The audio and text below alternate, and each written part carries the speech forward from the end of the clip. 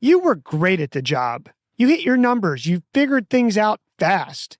You were the person people came to when something needed to get done right. Then you got promoted. And almost overnight, the skills that made you excellent at your work are doing almost nothing to help you lead the people around you. You're working harder than ever, but the team isn't moving the way you expected. You're giving direction, but it doesn't seem to be getting through. You're putting in the same long hours, but the results feel out of your control in a way they never did before.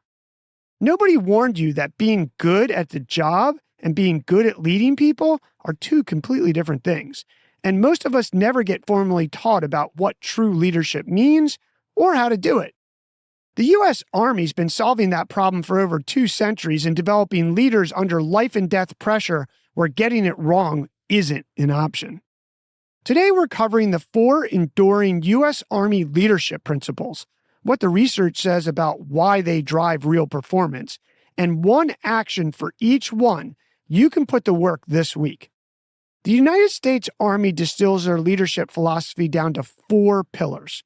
No jargon, no proprietary framework with a trademark. Just the things that have mattered when people's life are on the line. The question is whether they hold up in the rest of our lives. And here's what the research says. A 2002 study published in the Academy of Management journal titled Impact of Transformational Leadership on Follower Development and Performance ran a longitudinal randomized field experiment on military units. 54 military leaders, 90 direct reports, 724 indirect reports.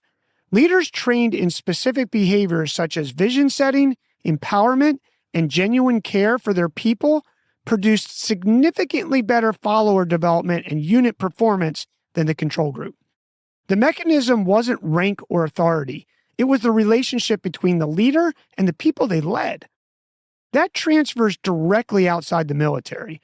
Whether you're leading a project team, a small business, a captain on your sports team, or a volunteer organization, the behaviors that drove performance in those units are the same ones the Army has been teaching for generations.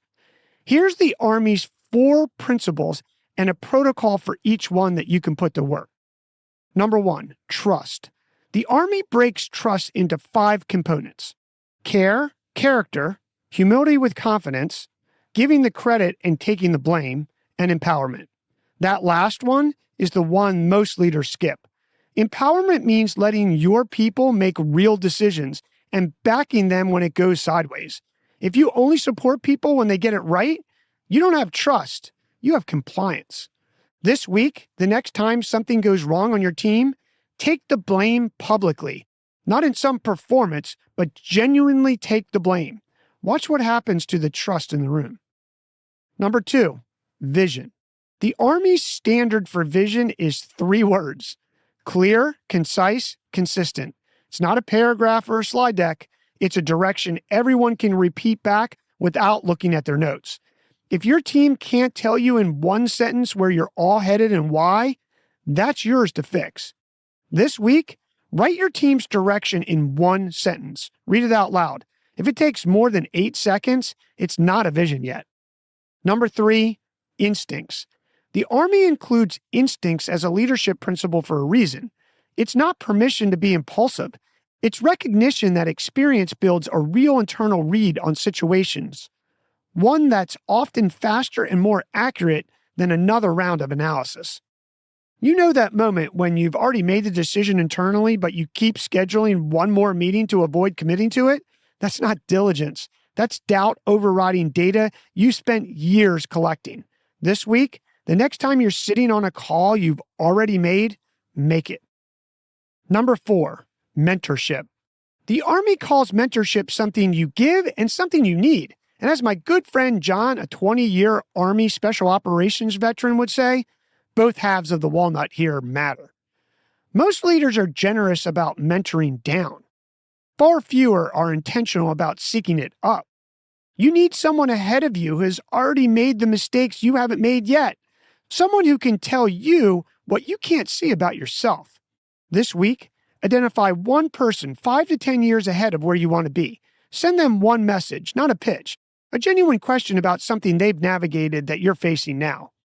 Trust, vision, instincts, mentorship.